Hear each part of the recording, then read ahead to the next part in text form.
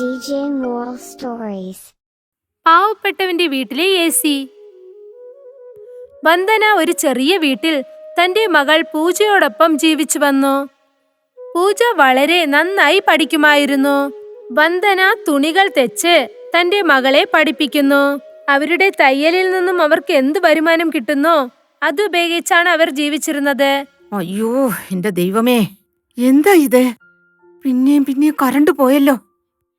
ഈ തുണിയാണെങ്കിൽ അർജന്റായിട്ട് കൊടുക്കുകയും ചെയ്യണം. കറണ്ട് വന്നില്ലെങ്കിൽ എന്നെ കൊണ്ട് എങ്ങനെ ഇത് തയ്ക്കാൻ പറ്റും? അമ്മേ, നാളെ എനിക്ക് എക്സാം ഉണ്ട്. അങ്ങനെ കറണ്ട് വരുന്നില്ലെങ്കിൽ എന്നെ കൊണ്ട് പഠിക്കാൻ പറ്റതാവില്ല അമ്മേ. ആ, ഒരു കാര്യം ചെയ്യാം. നീ വെളിയിൽ പോയി സ്ട്രീറ്റ് ലൈറ്റിന്റെ കീഴിലിരുന്ന് പഠിച്ചോ. പക്ഷേ അമ്മേ, ഇത് നിങ്ങൾ അർജന്റായിട്ട് അടിക്കണമെന്ന് പറഞ്ഞിരുന്നല്ലോ. എന്ത് ചെയ്യൂ ഇപ്പോ?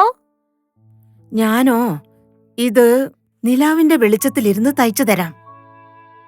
വന്ദനയും പൂജയും ഇങ്ങനെ തുടർന്ന് അവരുടെ ജീവിതം നയിച്ചു വന്നു. അത് വെയിൽക്കാലമായിരുന്നു. വെയില് കൂടിക്കൊണ്ടേ വന്നു. പിന്നെ അത് കാരണം അവർ രണ്ടുപേർക്കും വളരെ കഷ്ടമായിരുന്നു. അമ്മേ, ഇന്ന് വെയില് സഹിക്കാനേ പറ്റത്തില്ല. ഒരേല കൂടെ അനങ്ങുന്നില്ല കേട്ടോ. എന്തോ തീ കൊളുത്തി വെച്ചതിന് മേലെ ഇരിക്കുന്നത് പോലെ ഉണ്ടമ്മേ. എന്താ ചെയ്യുന്നത്? ഈ വെയിലാണെങ്കിൽ അധികമായിട്ട് വരികയാണല്ലോ. നമ്മളുടെ കയ്യിലാണെങ്കിൽ ഫാൻ ഒട്ടില്ല താനും. ഈ വെയിലിരുന്നൊരു സമാധാനം കിട്ടാൻ വേണ്ടി. നമ്മളുടെ ബുദ്ധിമുട്ട് ദൈവത്തിന് പോലും മനസ്സിലാവുന്നില്ല. മറ്റുള്ളവരുടെ വീടുകളിലെല്ലാം AC, ഫാൻ എല്ലാം ഉണ്ട്. അവരെല്ലാവരും അവരുടെ വീട്ടില് സന്തോഷായിട്ട് ഇരിക്കണമേ. പക്ഷെ നമുക്ക് നമ്മുടെ ദൈവം വെളിയിൽ വരുന്ന കാറ്റ് പോലും കിട്ടാതെ പോലെ ചെയ്യാണ്. ആ, അങ്ങനൊക്കെ നോക്കിയാ നമുക്ക് ഈ കാറ്റാണ് AC കൂളിൽ ഇരിക്കുന്ന പോലുള്ള സഹായം ചെയ്യുന്നത്. വന്ദനയും പൂജയും ഇങ്ങനെ വെയിൽക്കാലത്ത് ഒരുപാട് വിഷമിച്ചിരുന്നു. ഒരു ദിവസം പൂജ തന്റെ കൂട്ടുകാരിയുടെ വീട്ടിലേക്ക് പഠിക്കാനായി ചെന്നു. അവിടെ AC ഇട്ടിരുന്നു. ഇന്ന് ഒരുപാട് വെയിലടിക്കുന്ന സീമ. അതൊന്നും പ്രശ്നമല്ല. വെയിലാണെങ്കി ഇപ്പൊ എന്ത് സംഭവിക്കാനാ? ചില്ലെന്നുള്ളൊരു സ്ഥലത്ത് ഞാൻ കൊണ്ടേ നിന്നെ ഇരുത്താമല്ലോ. സീമ, പുറത്ത് ഭയങ്കരമായിട്ട് വെയിലടിക്കുന്നുണ്ട്. പക്ഷെ നിന്റെ റൂം ശരിക്കും ഷിംലയില് പോയതുപോലെ ഉണ്ട്. ഇവിടെ എന്താന്ന് വെച്ചാ ഭയങ്കര ചില്ലായിട്ടുണ്ട്. എനിക്ക് ഇത്രയും തണുക്കുന്നുണ്ടെങ്കിൽ നോക്കിക്കോ. ഞാൻ അപ്പോഴേ പറഞ്ഞതല്ലേ, പുറത്ത് എങ്ങനെയാണെന്നുണ്ടെങ്കിലും നമ്മുടെ വീട്ടിനുള്ളിൽ ചില്ലെന്നുണ്ടാവൂ എന്നുള്ളത്. പക്ഷേ ഇങ്ങനെ ഒരു ചില്ലെന്നുള്ള കാറ്റ് എവിടെ നിന്നായിരിക്കും വരുന്നത്? എന്താന്ന് വെച്ചാ ഇങ്ങനെയുള്ള ചില്ലെന്നുള്ള കാറ്റെല്ലാം മഴക്കാലത്തിലാ ഞാൻ കണ്ടിട്ടുള്ളത്. ഈ തണുത്ത കാറ്റ് AC-ന്ന് വരുന്നതാണ്. എന്റെ അച്ഛൻ എനിക്ക് AC വെച്ച് തന്നിട്ടുണ്ട്. വല്ലാതെ വെയിലടിക്കുന്നുണ്ടെങ്കിൽ ഞാൻ വേഗം വന്ന് AC ഓൺ ചെയ്യും. ഇതിൽ നിന്ന് വരുന്ന തണുത്ത കാറ്റ് നല്ല സന്തോഷം നൽകും. ആഹാ, അപ്പൊ ഈ ചില്ല് കാറ്റ് AC-ന്നാണോ വരുന്നത്? നിനക്കറിയില്ലേ, നീ ആദ്യമായിട്ട് AC കാണുന്നത് പോലെ എന്നോട് സംസാരിക്കുന്നത്? സീമയ്ക്ക് പൂജയുടെ കഷ്ടത്തിനെ കുറിച്ച് ഒന്നും അറിയില്ലായിരുന്നു. പൂജയും സീമയോട് അതിനെക്കുറിച്ച് പറഞ്ഞില്ല. അതായത് താൻ ഒരു പാവപ്പെട്ടവളാണെന്ന്. പഠിച്ചിട്ട് അവൾ തന്റെ വീട്ടിലേക്ക് വന്നു. അവളുടെ അമ്മ പറഞ്ഞു, അത് ശരി, ഇത്രയും നേരം നീ എവിടെ പോയിരുന്നു? ഞാൻ നിനക്ക് വേണ്ടി എത്ര നേരമാ കാത്തിരിക്കുന്നേ. ഇന്ന് ഞാൻ പഠിക്കാൻ പോയ സ്ഥലത്ത് വളരെ ജോളിയായിട്ടുണ്ടായിരുന്നു. ഞാൻ പഠിക്കാൻ വേണ്ടി സീമയുടെ വീട്ടിൽ പോയിരുന്നു. അവിടെ AC ഓൺ ചെയ്തിരുന്നു.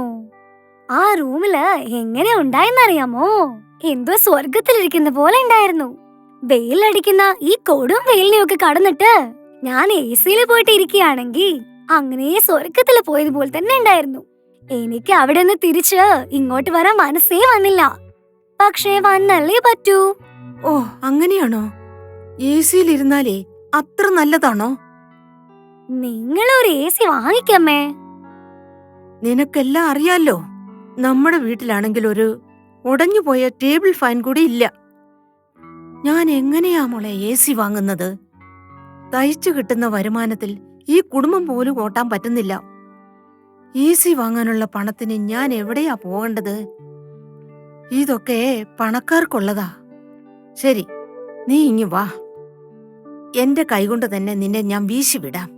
അമ്മേ, ഇന്നലെ പോയ കറണ്ട് ഇപ്പോഴും വന്നിട്ടില്ല, നോക്കിക്കേ. പൂജ അമ്മയുടെ മടിയിൽ കിടന്ന് ഉറങ്ങിപ്പോയി. പിന്നെ വന്ദന അവൾക്ക് കാറ്റ് വീശിക്കൊണ്ടിരുന്നു. പക്ഷെ അവർ വിയർപ്പ് കാരണം തളർന്നുപോയി. പക്ഷേ പൂജയ്ക്ക് വിയർക്കാൻ അവർ സമ്മതിച്ചില്ല. ഒരു ദിവസം ഇതുപോലെ പഠിക്കുമ്പോൾ പെട്ടെന്ന് കറണ്ട് പോയി. അപ്പോൾ അവൾ തൊട്ടടുത്ത വീടുകളിലൊക്കെ ലൈറ്റ് കത്തുന്നത് കണ്ടു. സ്ട്രീറ്റ് ലൈറ്റ് കൂടെ കത്തുന്നില്ല. പക്ഷേ കരിഷ്മാൻഡിയുടെ വീട്ടിലെങ്ങനെ ലൈറ്റ് എരിയുന്നേ? അവരുടെ വീട്ടിലിരുന്ന് വെളിയിലേക്ക് കാണുന്ന വെളിച്ചത്തിലേ ഞാൻ പഠിക്കാൻ പോവാ. പൂജ ഹരിഷ്മയുടെ വീട്ടിനു പുറത്തിരുന്ന് പഠിക്കാൻ തുടങ്ങി. അപ്പോൾ അവൾക്ക് തണുത്ത കാറ്റ് വന്നു. അവിടെ റൂമിനകത്ത് AC ഓടിക്കൊണ്ടിരുന്നു. അവൾ അവിടെ പുറത്തിരുന്ന് ശാന്തമായി പഠിക്കുകയായിരുന്നു. ആ തണുത്ത കാറ്റ് വീശുന്നത് കൊണ്ട് അവൾ അവിടെ തന്നെ ഇരുന്ന് ഉറങ്ങിപ്പോയി. രാവിലെ ഹരിഷ്മ തന്റെ വീടിന്റെ കതക് തുറന്നപ്പോൾ പൂജ അവരുടെ വീടിന്റെ വാതിൽക്കൽ ഉറങ്ങുന്നത് കണ്ടതും അവർക്ക് ദേഷ്യം വന്നു. അവൾ അകത്ത് ചെന്ന് ഒരു കപ്പിൽ വെള്ളം എടുത്തുകൊണ്ടുവന്നു. ആ വെള്ളം അവളുടെ മുഖത്തേക്കൊഴിച്ചിട്ട് എന്തു പറഞ്ഞെന്നാൽ, നിനക്ക് നിന്റെ വീട്ടിൽ കിടന്നുറങ്ങാൻ സ്ഥലമില്ലേ കൊച്ചേ? നീ എന്തിനാ വന്ന് എന്റെ വീടിന്റെ ഉമ്മർത്ത് കിടന്ന് ഉറങ്ങുന്നേ? അത് ആന്റി, എന്റെ വീട്ടില് കറണ്ട് പോയിരിക്കാ. പക്ഷേ നിങ്ങളുടെ വീട്ടില് ലൈറ്റ് കത്തിക്കൊണ്ടിരുന്നല്ലോ, അതുകൊണ്ട് ഞാൻ ഇവിടെ വന്ന് പഠിച്ചുകൊണ്ടിരിക്കുകയായിരുന്നു. ഇവിടെ ഭയങ്കര ചില്ലെന്നിരിക്കില്ലേ, വളരെ സുഖമായിട്ടിരുന്നത്. പിന്നെ ഞാൻ എപ്പോഴാ കണ്ണടച്ചെന്ന് എനിക്ക് എന്നെ ഓർമ്മയില്ല. അത് ശരി, അപ്പൊ അതാണോ കാര്യം? എന്റെ വീട്ടിൽ AC തണുപ്പ് കൊണ്ടാ നീ ഇവിടെ കിടന്നതല്ലേ? എന്റെ വീട്ടിൽ AC എന്താ ഫ്രീ ആയി വന്ന വല്ല സാധനമാണോ? നിങ്ങളെപ്പോലുള്ള ആളുകൾ വന്ന് സുഖിച്ചങ്ങിരിക്കാൻ. അങ്ങനെ AC വാങ്ങാനുള്ള കഴിവൊന്നും നിങ്ങൾക്ക് ഇല്ലെന്നുണ്ടെങ്കിലേ പിന്നെ എന്തിനാ ഇങ്ങനെ സ്വപ്നം കണ്ടു നടക്കുന്നേ? ഹരിഷ്മ പൂജയെ അവിടെ നിന്നും പറഞ്ഞയച്ചു. പൂജ കരഞ്ഞുകൊണ്ട് നേരെ വന്ദനയുടെ അടുത്തേക്ക് ചെന്നു. എന്നിട്ട് കരഞ്ഞുകൊണ്ട് എല്ലാ കാര്യങ്ങളും പറഞ്ഞു. അപ്പോഴാണ് പുറത്തു നിന്നും ഒരു ശബ്ദം കേട്ടത്. അല്ല, വെളിയിലിരുന്ന് എന്താ ഇത്രയും സൗണ്ട് വരുന്നേ? എന്താ കാരണം? ശരി, വാ പൂജ, നീയേ ഈ കരച്ചിലൊന്നും നിർത്ത്. നമുക്ക് വെളിയിൽ പോയി എന്താന്ന് നോക്കിയിട്ട് വരാം. എല്ലാരും എന്തിനാ ഇത്ര കിടന്ന് ബഹളം വെക്കുന്നതെന്ന്. അമ്മേ, നിങ്ങൾ പോയിക്കോളൂ, എന്റെ മനസ്സ് ശരിയില്ല. ഒരേ ബഹളമായിട്ടുണ്ടല്ലോ. വെളിയിൽ പോയാലേ കുറച്ചു നേരം കാറ്റെങ്കിലും കൊള്ളാം. വാ, നമുക്ക് വെളിയിൽ പോയി കുറച്ചു നേരം ഇരിക്കാം. അതിനുശേഷം വെളിയിൽ എന്താ വിഷയം നടക്കുന്നതെന്ന് നമുക്കൊന്ന് മനസ്സിലാക്കാമല്ലോ. വന്ദനയും പൂജയും പുറത്തു ചെന്ന് എന്താണെന്ന് നോക്കി. അപ്പോൾ ഒരാൾ മൈക്കിൽ ഉച്ചത്തിൽ എന്തു പറഞ്ഞെന്നാൽ, നമ്മുടെ നാട്ടിലെ കളക്ടർ ഒരു തീരുമാനം എടുത്തിട്ടുണ്ട്. മത്സരത്തിൽ ആരാണോ വിജയിക്കുന്നത് അവർക്കൊരു എയർ കണ്ടീഷൻ മെഷീൻ സമ്മാനമായി കൊടുക്കുന്നുണ്ടത്രേ. അമ്മേ, ഞാൻ തീർച്ചയായിട്ടും നിങ്ങൾക്കൊരു AC വാങ്ങിത്തരും. നോക്കിക്കോളൂ, ഈ ഗ്രാമത്തില് ഞാൻ തന്നെയായിരിക്കും ഫസ്റ്റ് വരിക. പിന്നെ മറ്റൊരു വശത്ത് ആ ഗ്രാമത്തിലുള്ള ജമീന്ദാറിന്റെ മകൻ, അവൻ ആ ഗ്രാമത്തിലെ വലിയ റൗഡിയാണ്. അവൻ ഈ മത്സരത്തിൽ വിജയിക്കണമെന്ന് ആഗ്രഹിച്ചു. പക്ഷേ പഠിത്തത്തിൽ അവൻ വെറും 0 പക്ഷേ അവൻ ആൾക്കാരെ പേടിപ്പിച്ച് എങ്ങനെയെങ്കിലും പാസ്സാകും. ഇപ്പോഴും അവൻ അതായിരുന്നു ചിന്തിച്ചത്. ഈ കലക്ടർ വെറുതെ സമയം കളയാണെന്നേ. ഈ ഗ്രാമത്തിൽ ഒരുത്തിനെ കൊണ്ട് മാത്രമേ പഠിത്തത്തിൽ ജയിക്കാൻ പറ്റുമെങ്കിൽ അത് ഞാനല്ലേ. എടാ, എന്തിനാടാ പിച്ചും പേയും പറയുന്നത്? നിനക്ക് പഠിത്തം വരില്ലല്ലോ, പിന്നെ എന്തിനാ നീ ഇങ്ങനെ ഇരിക്കുമ്പോ പിന്നെ എങ്ങനെയാടാ എക്സാമിൽ മാത്രം ഫസ്റ്റ് റാങ്ക് വരുന്നത്? നമ്മുടെ സ്കൂളിലെ മാസ്റ്റർ അല്ലേ, ഞാൻ അങ്ങനെ കറക്റ്റ് ചെയ്തേ. എക്സാമിൽ വരുന്ന എല്ലാ ക്വസ്റ്റ്യൻസും അങ്ങനെ എനിക്ക് ഓൾറെഡി ഔട്ട് ചെയ്തോന്നേ. എല്ലാ ക്വസ്റ്റ്യന്റെ ആൻസർ ഞാൻ എഴുതി വെച്ച് കൊണ്ടുപോയേക്കും. പിന്നെ ഞാനല്ലേ ഫസ്റ്റ്. ഈ വട്ടം നിനക്കത് കഷ്ടമാ, മനസ്സിലാക്കിയോ? കാരണം ഈ ഗ്രാമത്തിൽ തന്നെ പൂജയാണ് ഏറ്റവും നന്നായിട്ട് പഠിക്കുന്ന പെങ്കച്ചായിട്ട് ഇപ്പൊ ഉള്ളത്. ഇപ്രാവശ്യം അവളെ ജയിക്കുള്ളൂ എന്ന് ബെറ്റ് വെച്ചോണ്ടിരിക്കുവാണ് അവളവിടെ. ഞാനത് നടക്കാൻ അനുവദിക്കില്ലെന്നേ. അതെ അളിയ, ഈ രാകേഷ് ഇതുവരെ തോറ്റിട്ടേ ഇല്ല, അറിയോ? ഒരിക്കൽ അവൻ പൂജയെ ഫോളോ ചെയ്തുകൊണ്ട് ആരുമില്ലാത്ത സ്ഥലത്ത് വെച്ച് അവൻ പൂജയെ ചുറ്റിവളച്ചു. പിന്നെ അവളുടെ കയ്യിലുണ്ടായിരുന്ന എല്ലാ പുസ്തകവും പിടിച്ചു വാങ്ങിയിട്ട് അത് തീ വെച്ച് കൊളുത്തി. കത്തുന്ന തീ കെടുത്തി കഴിഞ്ഞാലേ ഓട്ടോമാറ്റിക്കായി എല്ലാ കാര്യങ്ങളും അടങ്ങിയേക്കും. പൂജയുടെ കയ്യിൽ നോട്ട്സ് തന്നെ ഇല്ലെങ്കില് പിന്നെ എങ്ങനെ പഠിക്കും? പിന്നീട് എങ്ങനെയാ ഫസ്റ്റ് വരാൻ കഴിയാ? നമുക്ക് നോക്കാന്നേ.